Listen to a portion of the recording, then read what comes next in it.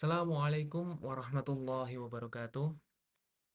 Rabbi shrah li sadri wa yassir li amri wahlul 'uqdatam min lisani yafqahu qawli. Allahumma la sahla illa ma ja'altahu sahla wa anta taj'alu hazna idza syi'ta sahla. Selamat datang semuanya di video ini. Jadi di dalam video ini saya akan membahas mengenai pemikiran pendidikan Islam oleh para filsuf muslim. Baik, jadi kita tahu bersama bahwa di dunia Islam, pendidikan itu memiliki posisi yang sangat istimewa. Pendidikan itu bukan hanya sekedar proses mentransfer ilmu, melainkan juga sebuah upaya menyeluruh untuk membentuk karakter, akhlak, dan cara berpikir manusia yang berlandaskan nilai-nilai keimanan. Sepanjang sejarahnya, banyak tokoh besar yang menyumbangkan pemikiran mendalam tentang pendidikan.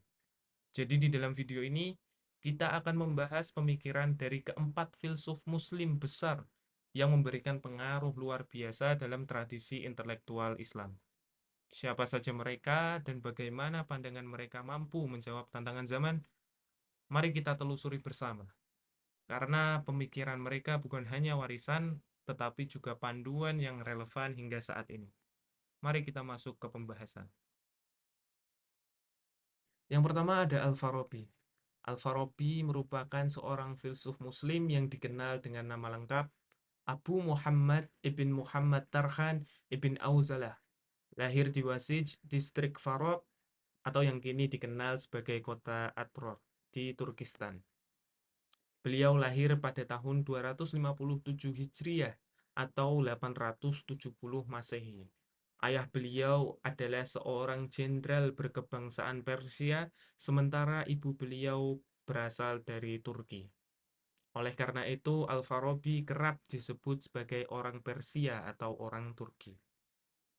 Dikenal dengan kecintaannya yang mendalam pada filsafat, Al-Farabi memilih untuk menjauhkan diri dari dunia politik. Meskipun beliau menulis sejumlah karya monumental tentang politik dan negara. Pemikiran filsafat beliau itu menjadi rujukan penting, tidak hanya di dunia Islam tetapi juga di dunia Barat, sehingga menjadikannya salah satu pemikir yang berpengaruh lintas peradaban. Sepanjang hidupnya, Al-Farabi meninggalkan banyak risalah penting, termasuk karya-karya yang terus dipelajari hingga saat ini. Jadi beliau juga memiliki murid-murid yang belajar langsung darinya dan banyak lainnya yang mendalami pemikirannya melalui karya-karya beliau yang ditinggalkan setelah beliau wafat pada tahun 339 Hijriah atau 950 Masehi. Jadi pemikiran politik Al-Farabi ini mencerminkan perhatian beliau yang besar terhadap konsep negara meskipun beliau tidak terlibat langsung dalam praktik politik tersebut. Jadi karya-karyanya menunjukkan visi tentang negara yang ideal, yang mengintegrasikan filsafat, nilai spiritual, dan kesejahteraan umat manusia. Pemikiran tentang pendidikan oleh Al-Farabi.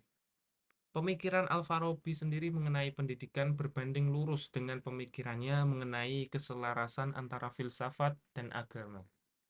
Jadi pemaparan Al-Farabi sendiri mengenai pendidikan baik secara langsung maupun tidak langsung selalu mengaitkan antara pendayagunaan akal yang mewakili filsafat dan keimanan atau moralitas yang mewakili agama.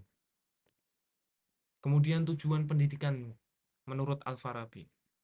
Tujuan pendidikan menurut Al-Farabi sendiri adalah sarana untuk memperoleh serangkaian nilai, pengetahuan, serta keterampilan dalam periode dan budaya tertentu. Tujuan akhir pendidikan adalah untuk membimbing individu agar mencapai kesempurnaan. Jadi menurut Al-Farabi ini sendiri, kesempurnaan manusia diukur dari pengetahuannya secara teoritis mengenai kebajikan, kemudian menjalankan dalam praktik keseharian. Ilmu tidak akan mempunyai arti apabila ilmu yang dimiliki seorang individu tidak diterapkan, terutama dalam kehidupan sehari-hari di masyarakat. Dengan kata lain, seorang menjadi sempurna apabila ilmu yang dimilikinya dipraktikkan dalam kehidupan nyata. Jadi tujuan dari pendidikan adalah meleburnya pengetahuan intelektual dengan perilaku yang baik. Kurikulum pendidikan Islam menurut Al-Farabi.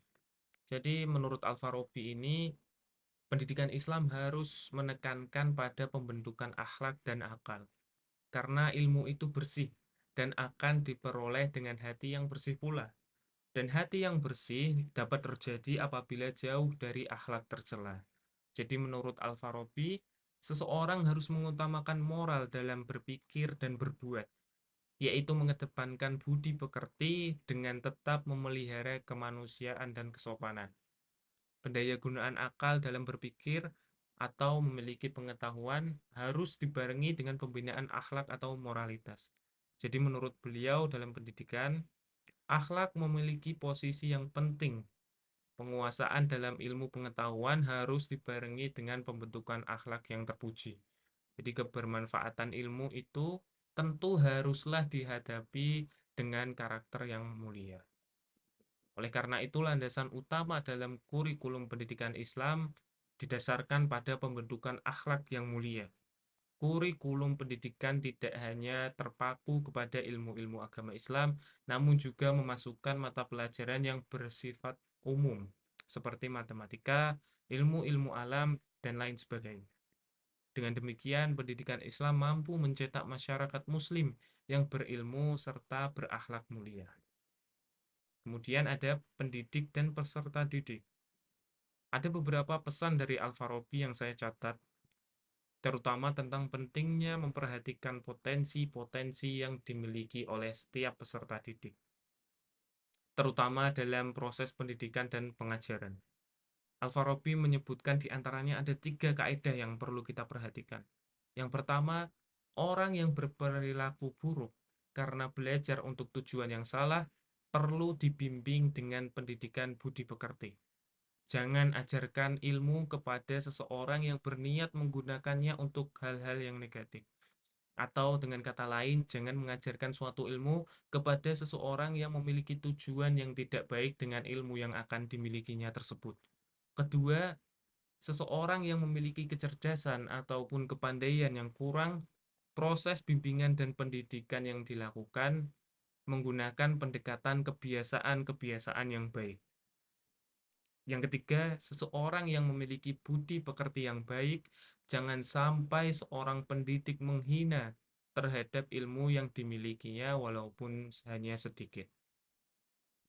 Jadi dengan memperhatikan setiap potensi yang berbeda yang dimiliki oleh peserta didik, setiap pendidik tentunya memiliki perlakuan yang berbeda terhadap setiap peserta didik. Dilihat dari perbedaan potensi-potensi yang dimilikinya. Namun demikian, dalam setiap proses pembelajaran dan pendidikan memiliki persamaan yang mendasar. Yaitu tadi, yang pertama dilakukan dengan pendidikan adalah dengan pembentukan akhlak yang baik. Perbedaan potensi, kemudian tabiat bawaan ataupun tingkat kecerdasan seorang anak menjadi pertimbangan bagi penyampaian materi pembelajaran.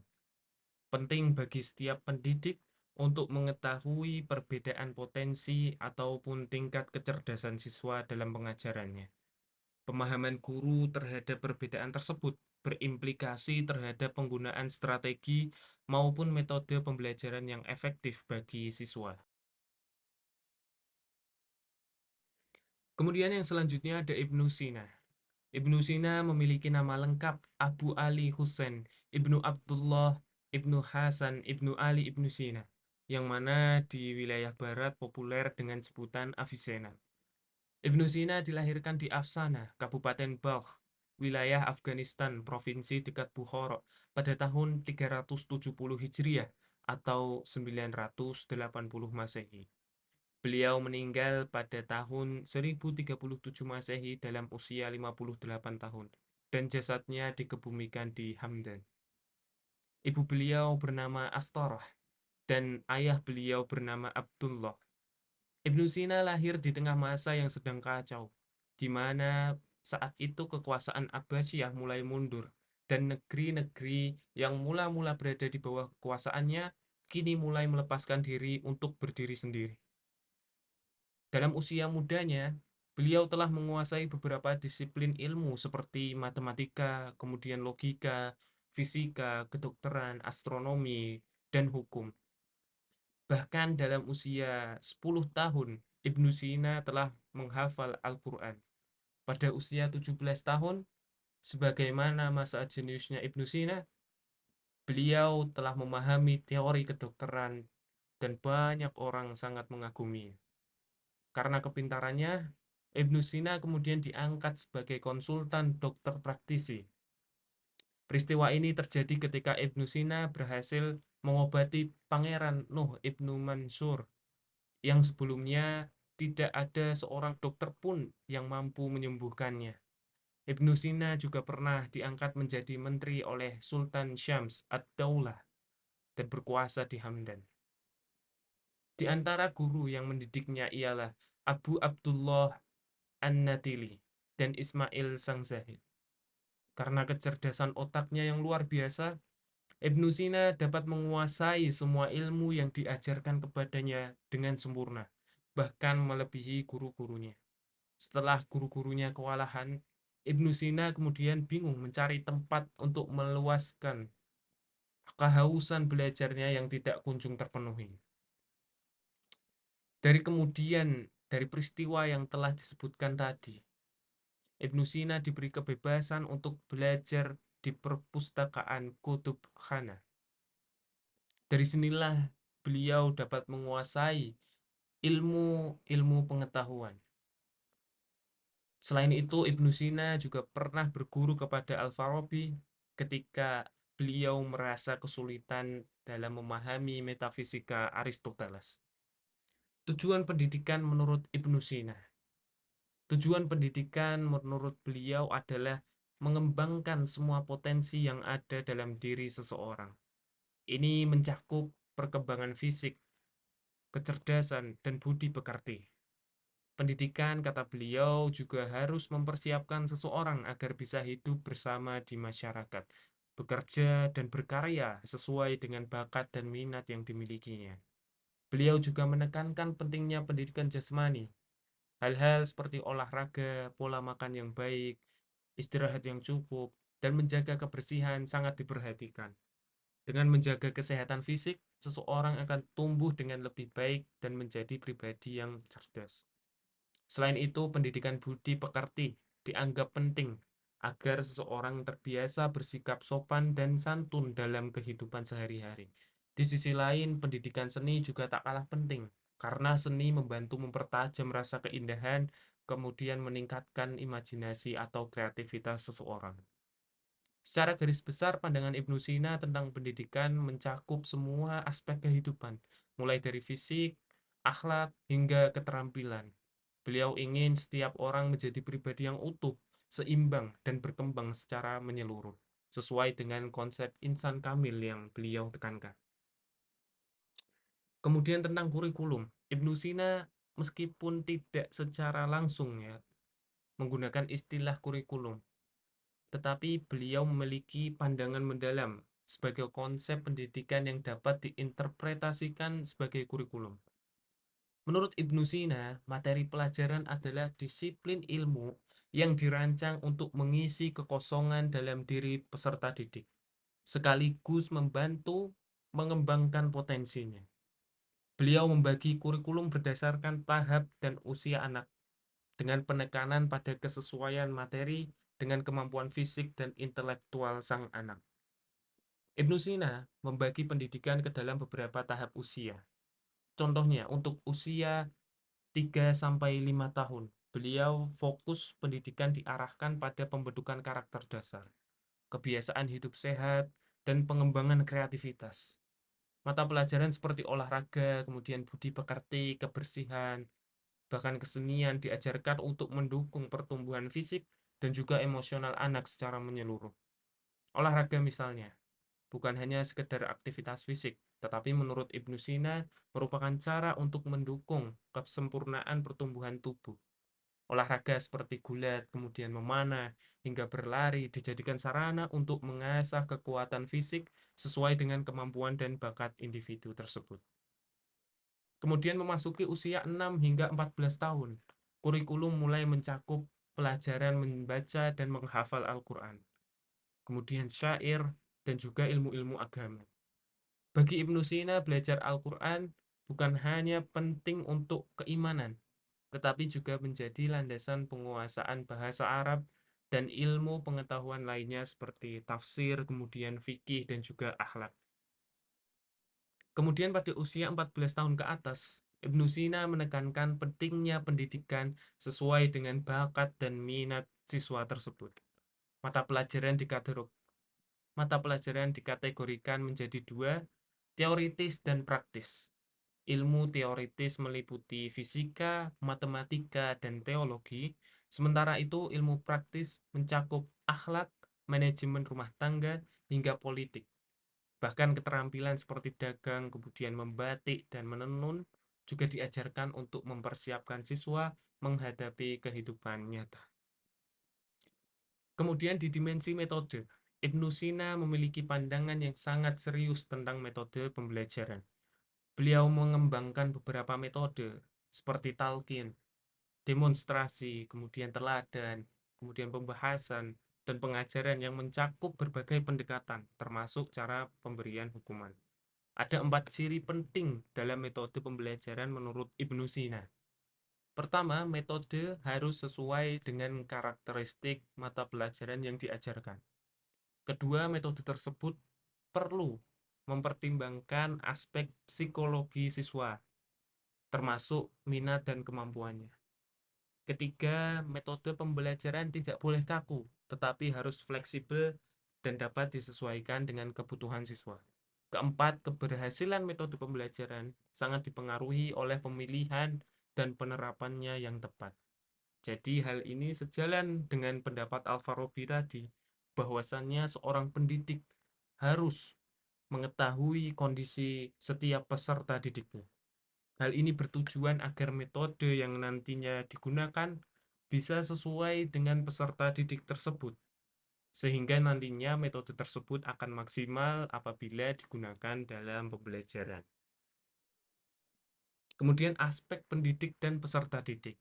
Menurut Ibnu Sina, menjadi seorang guru harus memiliki akal sehat, agama yang kuat, sifat mulia, semangat yang baik dalam mengajar, otoritas, berkepribadian tegas, berpikiran terbuka, manis dalam berucap, pintar, berpendidikan, cerdas, dan murni hatinya.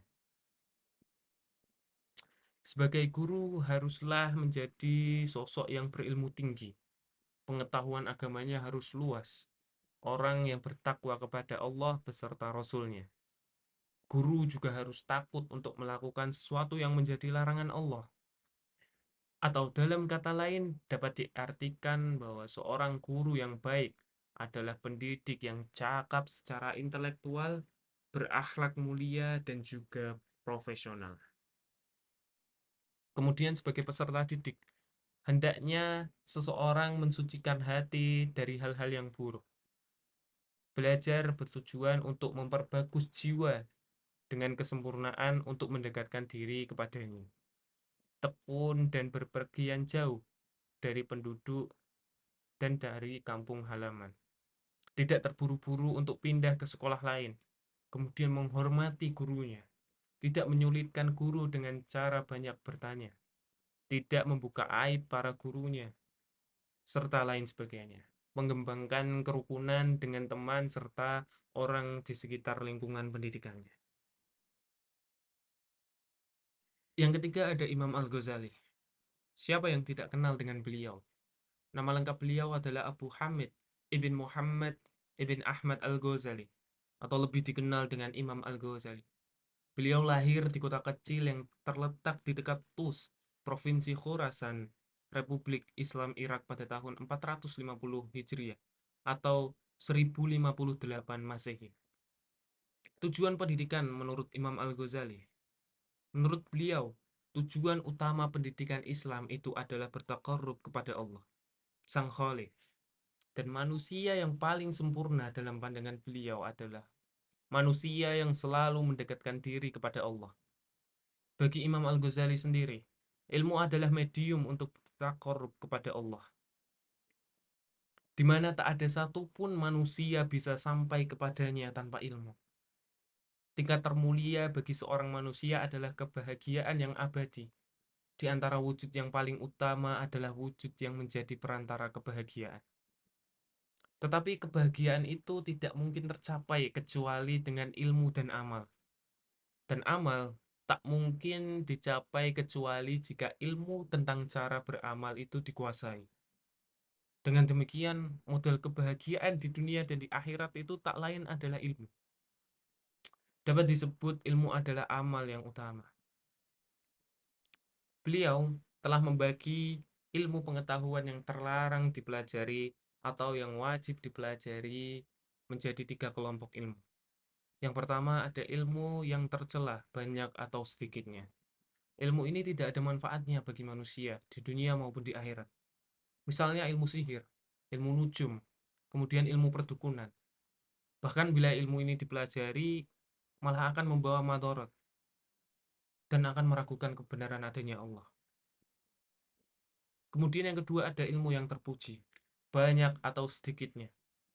Misalnya ilmu tauhid, ilmu agama. Ilmu ini jika dipelajari akan membawa kepada jiwa yang bersih dari kerendahan. Membawa manusia kepada jiwa-jiwa yang bersih dari kerendahan maupun keburukan. Serta dapat mendekatkan diri kepada Allah.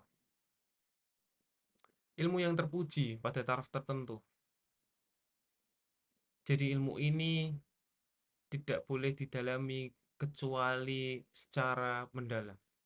Ilmu ini tidak boleh didalami kecuali dengan sungguh-sungguh atau dengan pendalaman yang luar biasa. Karena ilmu ini dapat membawa kepada keguncangan iman apabila dipelajari hanya pada taraf tertentu. Misalnya ilmu filsafat. Dari ketiga kelompok ilmu tersebut, Al-Ghazali membagi lagi menjadi 2 kelompok, dilihat dari kepentingannya. Yang pertama ada ilmu fardu ain, ilmu yang wajib dipelajari oleh semua orang Islam. Ilmu tersebut meliputi ilmu-ilmu agama, yakni yang bersumber dari kitab suci Al-Quran dan hadis. Yang kedua ada ilmu fardu kifayah, ilmu fardu kifayah untuk dipelajari bagi setiap muslim. Ilmu ini adalah ilmu yang dimanfaatkan untuk memudahkan urusan hidup duniawi. Misalnya ilmu matematika, ilmu kedokteran, ilmu teknik, dan lain sebagainya. Kemudian dalam pendidikannya, Imam Al-Ghazali ini sangat menekankan pada pendidikan akhlak. Karena kenapa? Menurut Imam Al-Ghazali, manusia pada dasarnya dapat menerima perubahan melalui pembiasaan. Jika seseorang membiasakan perilaku buruk, maka ia cenderung menjadi orang yang jahat. Sebaliknya, jika seseorang ingin menjadi pemurah, ia perlu membiasakan diri melakukan tindakan-tindakan yang baik dan dermawan, hingga sifat tersebut menjadi bagian dari dirinya. Akhlak yang baik hanya bisa terbentuk dengan pembiasaan, melakukan perbuatan yang selaras dengan nilai-nilai akhlak itu sendiri. Jika perbuatan tersebut dilakukan berulang-ulang, maka kebiasaan itu akan mempengaruhi karakter dan perilaku seseorang, menjadikannya bagian dari moralitas dan watak pribadi. Baik buruknya akhlak seseorang menurut Imam Al-Ghazali berkaitan erat dengan lurusnya akal dan terkendalinya hawa nafsu. Baik buruknya akhlak seseorang menurut Imam Al-Ghazali berkaitan erat dengan lurusnya akal dan terkendalinya hawa nafsu. Semua itu hanya bisa tercapai melalui 2 cara. Yang pertama, karunia Allah yang memberikan fitrah kepada manusia berupa akal dan potensi untuk memiliki budi pekerti yang baik. Kemudian yang kedua ada usaha dan latihan atau mujahadah yang melibatkan dorongan hati dan jiwa untuk konsisten melakukan perbuatan yang baik. Imam Al-Ghazali juga menyebutkan bahwa akhlak buruk dapat mempengaruhi kesehatan jiwa seseorang. Untuk mengobati jiwa manusia diperlukan usaha untuk menghilangkan segala perilaku buruk dan menggantinya dengan perilaku yang baik melalui latihan dan pembiasaan. Kesimpulannya, jika seseorang ingin jiwanya tetap sehat, ia harus menghiasi dirinya dengan akhlak dan budi pekerti yang baik. Sebaliknya, mereka yang terbiasa dengan akhlak yang buruk akan memiliki jiwa yang buruk pula. Oleh karena itu, pembentukan akhlak memerlukan proses panjang berupa latihan yang terus-menerus. Yang keempat ada Ibnu Khaldun. Beliau memiliki nama lengkap Abdurrahman ibn Muhammad ibn Abi Bakar Muhammad ibn Al-Hasan ibnu Khaldun, atau yang lebih dikenal dengan Ibnu Khaldun. Beliau merupakan salah satu ahli dalam pakar sains Islam, merupakan bapak ilmu sejarah, salah satu filsuf muslim, ekonom, dan juga politisi. Dan beliau juga seorang pendidik dari semua predikat yang diberikan. Beliau lebih sering dikenal sebagai penerang sosiolog. Ibnu Khaldun ini dilahirkan di Tunisia pada awal Ramadan 732 Hijriah atau 27 Mei 1332 Masehi. Kemudian beliau meninggal di Kairo, Mesir, tanggal 25 Ramadan 808 Hijriah atau 19 Maret 1406 Masehi. Tujuan pendidikan. Menurut Ibnu Khaldun, tujuan pendidikan Islam itu dapat dibagi menjadi 3 bagian utama. Yang pertama, dalam hal membentuk pribadi. Pendidikan Islam bertujuan untuk mengembangkan kemampuan akal, fisik, dan juga spiritual manusia secara optimal. Dengan begitu, manusia dapat mencapai kesempurnaan sebagai makhluk yang utuh. Yang kedua, dalam kaitannya dalam kehidupan bermasyarakat. Pendidikan Islam bertujuan untuk membentuk individu yang mampu hidup di tengah masyarakat, memanfaatkan ilmu dan keterampilannya untuk membangun peradaban yang maju dan beradab. Ketiga, sebagai hamba Allah dan khalifah di muka bumi. Pendidikan Islam bertujuan untuk mendidik manusia agar mampu melaksanakan tugas ibadah sekaligus menjaga amanah sebagai pemelihara alam semesta. Dari ketiga tujuan ini, terlihat bahwa pendidikan Islam menurut Ibnu Khaldun sangat seimbang dan menyeluruh.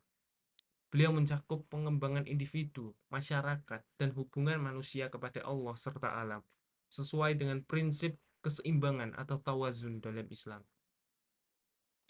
Kemudian Ibnu Khaldun membagi ilmu pengetahuan ke dalam 3 jenis utama. Yang pertama, ada ilmu lisan atau ilmu bahasa. Ilmu ini berkaitan dengan tata bahasa, sastra, dan seni berbahasa termasuk penggunaan bahasa yang disusun secara puitis atau yang sering dikenal dengan syair.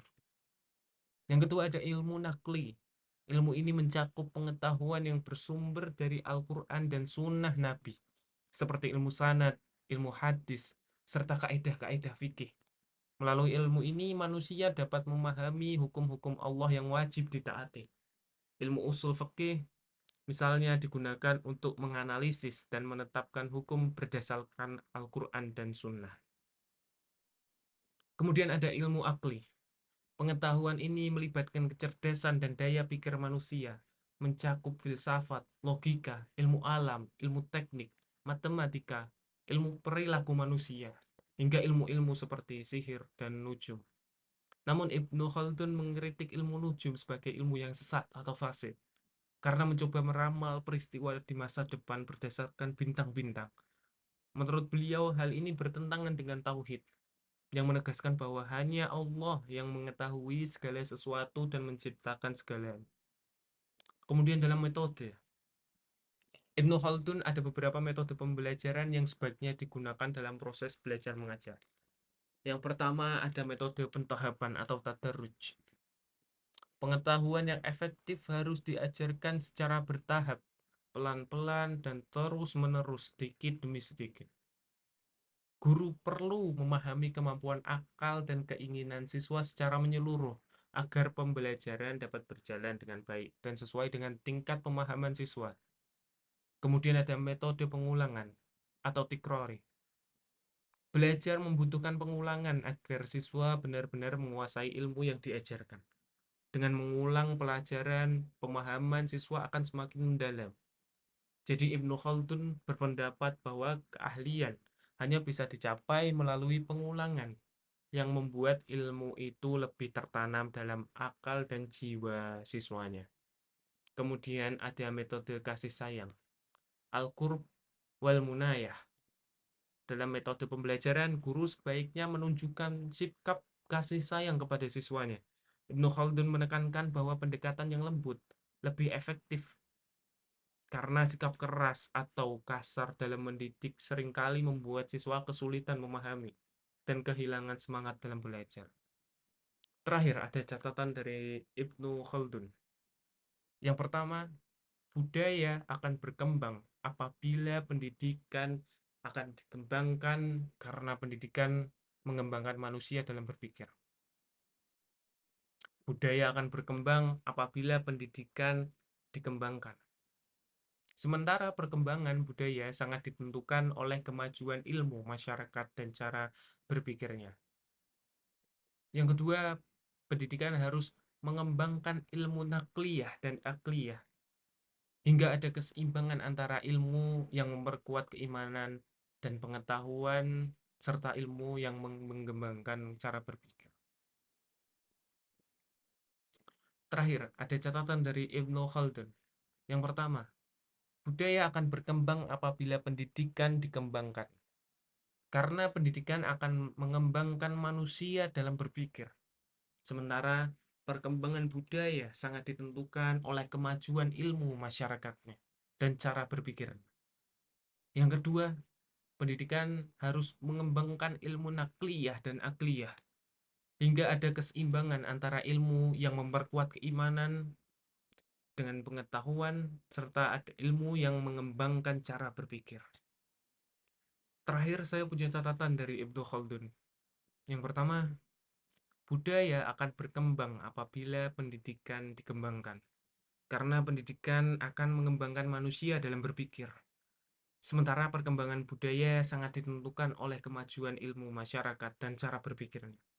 Yang kedua, pendidikan harus mengembangkan ilmu nakliyah dan akliyah, hingga ada keseimbangan antara ilmu yang memperkuat keimanan dan pengetahuan dan ilmu yang mengembangkan cara berpikir.